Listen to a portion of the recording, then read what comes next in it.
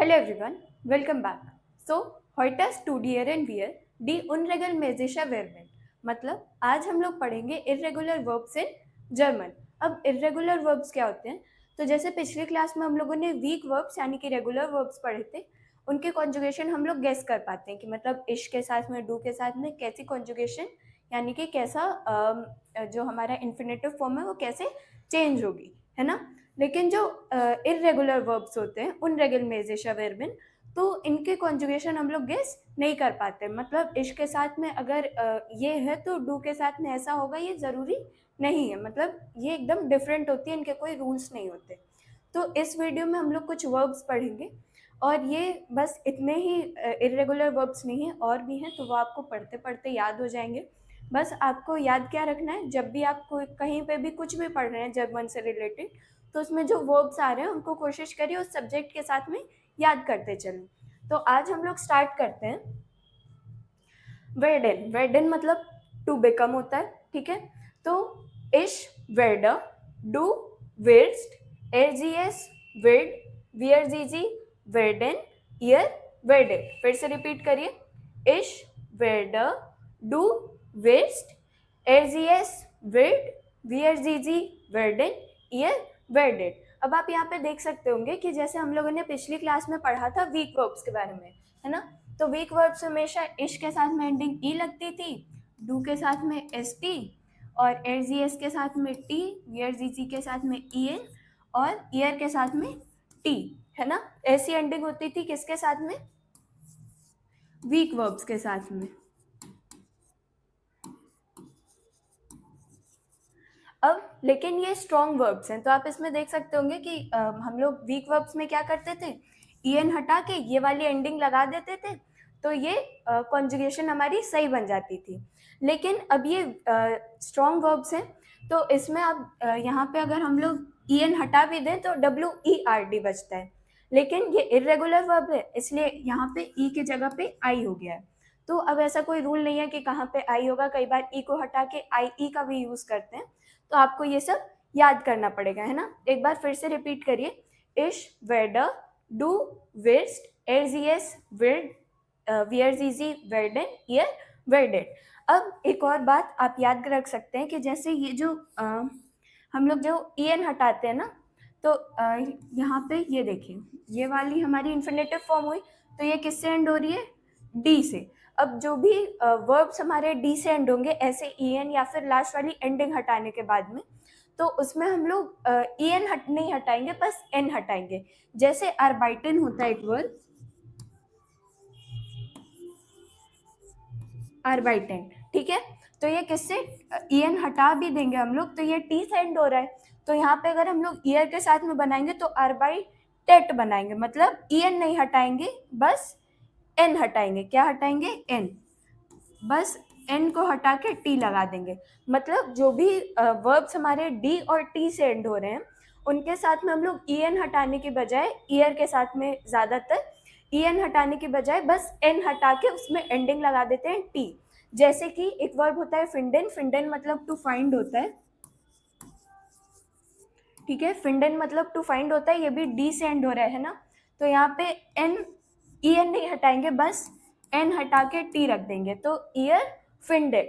तो याद रख लीजिए, जो भी वर्ब्स हमारे टी और डी से एंड हो रहे होते हैं ई एन हटाने के बाद में, तो उसमें ई एन नहीं हटाते, बस एन हटा के टी लगा देते हैं, ज़्यादातर ईयर सब्जेक्ट के साथ में, है ना. नेक्स्ट देखते हैं हम लोग. अब ये एक छोटी सी एक्सरसाइज है, आप इसको कोशिश करिए खुद से फिल करने के लिए, नहीं तो आपको कमेंट सेक्शन में, पिंड कमेंट में सबके आंसर्स मिल जाएंगे. तो आप इसको एक बार कोशिश करिए खुद से करने की. नहीं आ रहा है आपको तो आप एक बार कमेंट सेक्शन में देख सकते हैं. जब तक के लिए हम लोग नेक्स्ट स्लाइड देखते हैं. नेक्स्ट हमारा फारेन. फारेन मतलब टू ड्राइव होता है या फिर टू ट्रैवल होता है. तो इश फार, डू फेस्ट, एरजीएस फेट, वीआरजीजी फारेन, ईयर फार्ट, ठीक है. इश फार, डू फेस्ट, एरजीएस फेट, वीआरजीजी फारेन, ईयर फार्ट, ठीक है.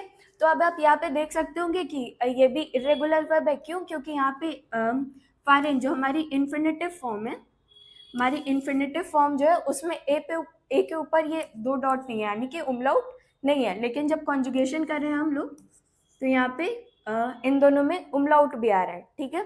तो ये इसलिए क्या है, इर्रेगुलर वर्ब है। नेक्स्ट हम लोग देखते हैं, ये सेम उसी की एक्सरसाइज है, इसका आप स्क्रीनशॉट ले सकते हैं, नहीं तो आप वीडियो को पॉज करके अभी करने की कोशिश करिए। नहीं आ रहा है तो वीडियो रिवाइंड करिए, फिर से कॉन्जुगेशन देखिए, फिर फिल करने की कोशिश करिए, ठीक है। बाकी आपको पिन कमेंट में आंसर्स भी मिल जाएंगे। नेक्स्ट वर्ब है हमारा लाउफन। लाउफन मतलब टू रन होता है। इश लाउफर, डू लिव्स्ट, एरजीएस लिव्ट, वियरजीजी लाउफन, ईयर लाउफ्ट, ठीक है। फिर से रिपीट करिए, इश, डू, एरजीएस, वियरजीजी और ईयर, ठीक है। ये भी एक छोटी सी एक्सरसाइज है, आप कोशिश करिए खुद से करने की, नहीं तो वीडियो रिवाइंड करिए, फिर से याद करिए, फिर से करिए। देख के या फिर चीटिंग करके करेंगे तो फिर आप जब बाद में सेंटेंसेस बनाएंगे तो आपको बहुत ज़्यादा प्रॉब्लम होगी, तो कोशिश करिए एक बार खुद से करने की।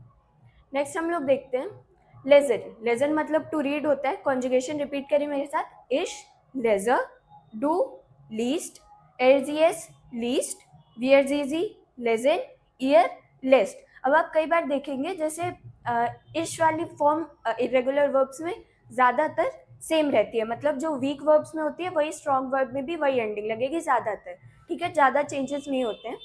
और बाकी डू और एरजीएस इसमें ज़्यादातर चेंजेस होते हैं, ईयर में भी होते हैं, लेकिन ईयर में जो चेंज होंगे आप देख सकते हैं कि वीआरजीजी के साथ में ई आ रहा है ना, क्या आ रहा है, ई।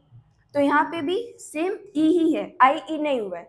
तो जब ईयर के साथ में होता है तो उसमें ज़्यादातर बीच मतलब जो स्टेम वर्ब होती है वो ज़्यादा चेंज नहीं होती है, ठीक है, ज़्यादा चेंज नहीं होती है। यहाँ पे ई की जगह पे आई ई हुआ है, लेकिन इश वाला सेम है और ईयर वाला सेम है। फिर से एक बार, इश लेजर, डू लीस्ट, एरजीएस लीस्ट, वियरजीजी लेजेड, ईयर लेस्ट। नेक्स्ट हम लोग देखते हैं, अब ये फिर से एक एक्सरसाइज है, आप इसको फिर से करने की कोशिश करिए एक बार, और आप नोटबुक और पेन लेके बैठिए, जो भी वर्ब्स मैं बता रही हूँ उसको एक बार नोट कर लीजिए, ताकि आपको फ्यूचर में अगर एक बार रिवाइज भी करना है तो आप उसको अच्छे से आराम से जल्दी से एक क्विक रिवीजन कर सकें। नेक्स्ट हम लोग देखते हैं, नेक्स्ट वर्ब है हमारा जेहन। जेहन मतलब क्या होता है, टू सी। इश जेह, डू जीट, एरजीएस जीट, वियरजीजी जेहन, ईयर जेट, ठीक है। फिर से इसमें भी आप देख सकते हैं कि इश वाली फॉर्म सेम है, मतलब जो वीक वर्ब में जैसी कॉन्जुगेशन होती है वैसी है।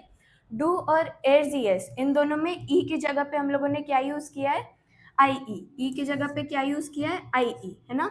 और ईयर के साथ में कुछ ज्यादा छेड़खानी नहीं हुई है, बस लास्ट में टी लग गया है। तो एक बार फिर से रिपीट करने की कोशिश करिए, इश जेह, डू जीट, एरजीएस जीट, वियरजीजी जेहन, ईयर जेट। नेक्स्ट हम लोग देखते हैं, ये फिर से एक एक्सरसाइज है, आप इसको करने की कोशिश करिए एक बार, और जो भी इसमें सेंटेंस है वो ज़्यादातर मतलब हम लोग डेली लाइफ में यूज़ कर सकते हैं, तो ये आप इनको एग्जाम्पल सेंटेंसेस एक्सरसाइज या फिर कुछ भी कह सकते हैं, इनका आप यूज़ कर सकते हैं डेली लाइफ में। तो कोशिश करिए आप सेंटेंस को समझ के करने की कोशिश करिए। यहाँ नीचे मीनिंग भी लिखा हुआ है, एक बार मीनिंग पढ़िए, फिर सेंटेंस पढ़िए, फिर जो सब्जेक्ट है उसके हिसाब से वर्ब की कॉन्जुगेशन करिए। नेक्स्ट वर्ब है हमारा स्प्रेकन। स्प्रेकन मतलब टू स्पीक होता है, तो इश स्प्रेकर, डू स्प्रीक्स्ट, एरजीएस स्प्रीक्ट, वियरजीजी स्प्रेकन, ईयर स्प्रेक्ट। इश स्प्रेकर, डू स्प्रीक, डू स्प्रीक्स्ट, एरजीएस स्प्रीक्ट, वियरजीजी स्प्रेकन, ईयर स्प्रेक्ट। इसमें भी आप फिर से देख सकते हैं कि स्टेम वर्ड में यहाँ पे चेंजेस नहीं हुए हैं, लेकिन डू और एरजीएस के साथ में चेंजेस हुए हैं। अब ये फिर से एक एक्सरसाइज है, इसको आप करने की कोशिश करिए वीडियो को पॉज करके, और पिन कमेंट में आंसर्स दिए हैं, तो आप अगर आपको नहीं समझ में आ रहा है तो आप देख सकते हैं, लेकिन खुद से करने की क्या करनी है, कोशिश करनी है। नेक्स्ट वर्ब है हमारा एसन। एसन मतलब टू ईट होता है, क्या होता है, टू ईट। इश एसा, डू ईस्ट, एरजीएस ईस्ट, वियरजीजी एसन, ईयर एस्ट, ठीक है। फिर से इश एसा, मेरे पीछे पीछे रिपीट करते रहिए, तो आपके जो प्रोनाउंसिएशन की प्रॉब्लम्स है वो भी क्लियर होते चलेंगे, ताकि अगर ये वर्ड कभी फ्यूचर में आपको कहीं पे भी देखने मिले आप उसको इजीली प्रोनाउंस कर सकें। इश एसा, डू ईस्ट, एरजीएस ईस्ट, VRZZ ascend, ear est। अब ये फिर से एक एक्सरसाइज है, इसको आप करने की कोशिश करिए वीडियो को पॉज करके, ठीक है। अब हम लोग नेक्स्ट वर्ब देखते हैं। नेक्स्ट वर्ब हमारा नेमन। नेमन मतलब क्या होता है? To take. इश नेमा डू नीम्स्ट एरजीएस नीम्ड वियरजीजी नेमन ईयर नेम्ड। आप देख सकते हैं फिर से डू और एरजीएस के साथ में चेंजेस हुए हैं, लेकिन ईयर के साथ में ई की जगह पे आई का यूज नहीं हुआ है। इश नेमा डू नीम्स्ट एरजीएस निम्ड वियरजीजी नेमन ईयर नेम्ड। अब ये फिर से एक एक्सरसाइज है, इसको आप करने की कोशिश करिए, सेंटेंस का मीनिंग समझते हुए करिएगा, ताकि जो इसमें आपके वर्ब्स नाउन्स जितने भी वर्ड हैं, जितने भी जर्मन में वर्ड हैं, वो सारे आपको क्लियर होते चलें। अब ये जैसे ये एक वर्ब है, इसको हम लोग इंग्लिश में बस पढ़ेंगे, लेकिन जब जर्मन में पढ़ेंगे, जर्मन में जो लिखा रहता है वही पढ़ते हैं। इसको बस नहीं, इसको बूस पढ़ेंगे जर्मन में, ठीक है। इश ब्लैंक डेन नेक्स्ट इन बूस, तो इसको बस नहीं पढ़ेंगे, बूस पढ़ेंगे, जो लिखा है वही पढ़ेंगे। नेक्स्ट वर्ब हम लोग देखते हैं गिवन। गिवन मतलब टू गिव होता है। इश गिवर डू गिव्स एरजीएस गिफ्ट वियरजीजी गिवन ईयर गिफ्ट। फिर से इश गिवर डू गिव्स एरजीएस गिफ्ट वियरजीजी गिवन ईयर गिफ्ट, ठीक है। तो आप एक बार इसको नोट करते चलिए, जो भी वर्ब्स आ रहे हैं उनको नोट करते चलिए, ताकि आपको याद करने में ईजी हो। ये फिर से एक एक्सरसाइज है, इसको आप करने की कोशिश करिए, खुद से सेंटेंस को समझते हुए करने की कोशिश करिए, है ना। नेक्स्ट वर्ब है हमारा हाल्टेन। हाल्टेन मतलब टू होल्ड होता है। इश हाल्टर डू हेल्स्ट एरजीएस हिल्ट वियरजीजी हाल्टेन ईयर हाल्टेड। इश हाल्टर डू हेल्स्ट एरजीएस हिल्ट वियरजीजी हाल्टेन ईयर हाल्टेड। अब ये फिर से एक एक्सरसाइज है, इसको आप कॉन्जुगेशन को याद करिए, फिर फिल करिए, ताकि आपको ईजी हो। जो भी सब्जेक्ट है उसके हिसाब से वर्ब को कॉन्जुगेट करिए, फिर यहाँ पे फिल कर दीजिए और सेंटेंस का मीनिंग समझते हुए करिए।